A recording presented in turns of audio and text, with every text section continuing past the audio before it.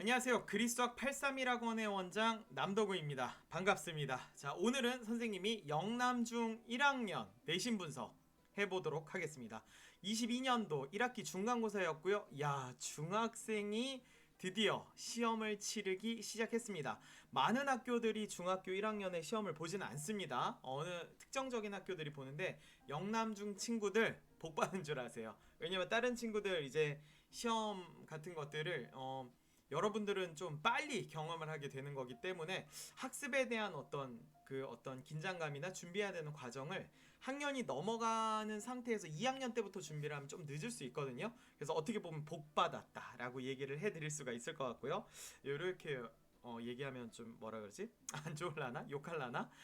그래도 이거 정말 좋은 거 맞습니다. 그래서 이번 첫 시험을 어떻게 봤는지 좀 여러분들이 다시 한번 복기를 했으면 좋을 것 같고요. 선생님이 분석해주는 내용으로 우리 영남중은 이런 식으로 이제 출제를 하는구나. 다음에 시험 문제를 이제 우리가 시험을 본다면 이런 식으로 준비를 해야 되겠구나 라는 생각 해주시기를 바라겠습니다. 자, 그러면 계속해서 가보도록 할게요. 단원별 분석표인데요. 나와 있는 단원들을 고루 선생님들이 내려고 아주 노력을 하셨어요. 시험 문제 난이도들도 상난이도는 보이지 않죠. 거기에다가 배점도 고루고루 있었다라는 건 너희들이 공부한 내용들을 하나씩 다 짚어볼 거야 라는 것들을 이야기해주고 있다라고 보시면 될 것 같고요. 시험 정보에 있어서는 동화강이라는 걸 교재로 썼고요. 나머지 다른 것들에 대해서는 특이사항이 없었다라는 걸로 보여지네요. 자, 계속해서 시험 문항별 상세 분석표인데요. 1번부터 시작을 해서 15번까지 계산이고 나머지 서술형 총 4문항이 나왔습니다. 적중이라고 되어 있는 이 뻘건 것들은 우리가 이제 저희 학원에서 그리스도 831 학원에서 내신 대비를 얼마나 잘해줬는지를 보여주는 정도라고 보시면 될 것 같고요. 문제 난이도는 보통 이제 맨 앞에가 보통 쉽고 뒤로 갈수록 어려운데 전체적으로 크게 어렵지 않다 보니까는 난이도 자체는 조금씩 섞여 있었어요. 근데 유독 뭐 최대 공약수, 최소 공배수 파트가 그렇게 어렵지 않은 문제와 조금 그래도 난이도 있는 문제가 뭐라 그러지? 극으로 이제 들어 있었다라는 거를 하나 확인할 수가 있겠습니다. 한 요 정도? 요 정도만 조금 이야기를 하고 넘어가도록 하겠습니다. 밑에 있는 시험 범위와 단원별 문항수는 여러분들이 참고만 해주시면 좋을 것 같아요. 자, 주요 출제 파트와 출제 경향에 대해서 좀 볼 건데요. 시험 범위는 소인수 분해부터 해서 유리수의 혼합 계산까지 나왔다라는 거 문제 보시면서 확인이 됐을 것 같고요. 자유학기제 이제 학년제가 이루어지면서 학기제로 바뀌면서 첫 중간고사였는데 좀 긴장 많이 했었을 것 같아요. 어떻게 시험 문제가 나올지 알 수가 없잖아요. 그죠? 왜냐면 그 전에 대한 시험 문제가 없으니까. 자, 이거를 기반으로 해서 앞으로 잘 보시면 됩니다.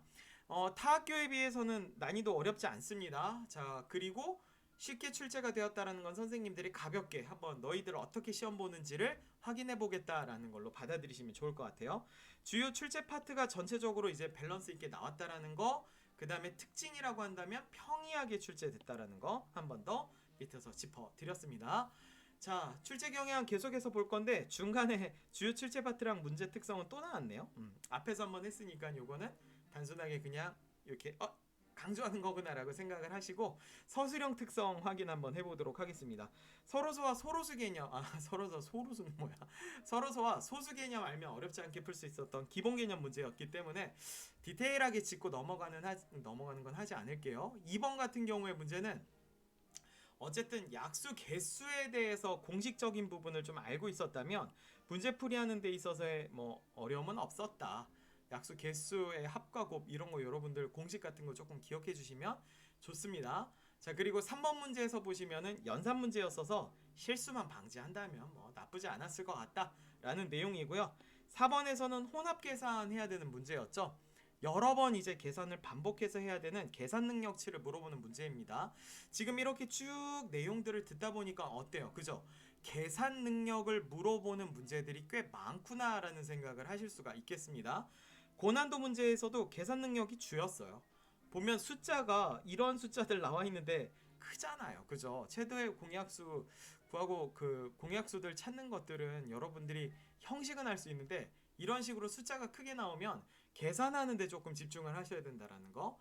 그 다음에 두 번째 같은 경우에는 규칙성 파악은 우리가 중학교뿐만이 아니라 고등학교에서도 좀 많이 다루는 내용입니다.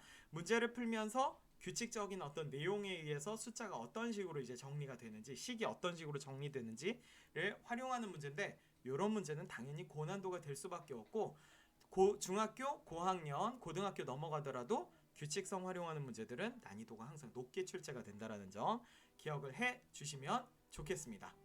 자, 총평입니다. 문제 특징은 모든 단원 및 모든 개념을 밸런스 있게 확인할 수 있도록 시험 출제했다라는 것과, 시간 분배 조금 잘했다면 80점, 90점은 기본으로 받았을 거고 분명 그 이상 점수도 나왔을 거다라는 추측이 듭니다. 포인트는 계산 위주의 문제가 많았어요. 그래서 여러분들 계산 능력치에 관련된 연습 많이 하셔야 됩니다. 계산 능력치 기르면 뭐 해야 돼요? 문제집 반복해서 많이 푸시면 숙달되면서 속도가 빨라지고, 속도가 빨라지면 검산할 수 있는 시간이 생기기 때문에 오답을 줄일 수가 있습니다. 자, 그래서 꼼꼼하게 계산하는 실력 이외에도 많이 풀어봐야 된다는 거 강조를 드리겠고요.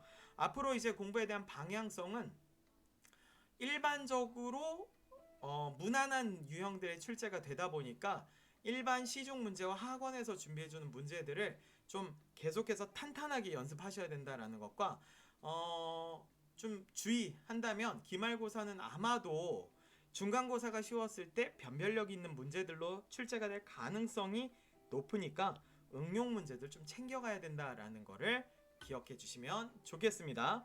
자, 중학교 올라와서 보는 첫 중간고사였었어요. 수학 시험이기도 하고요.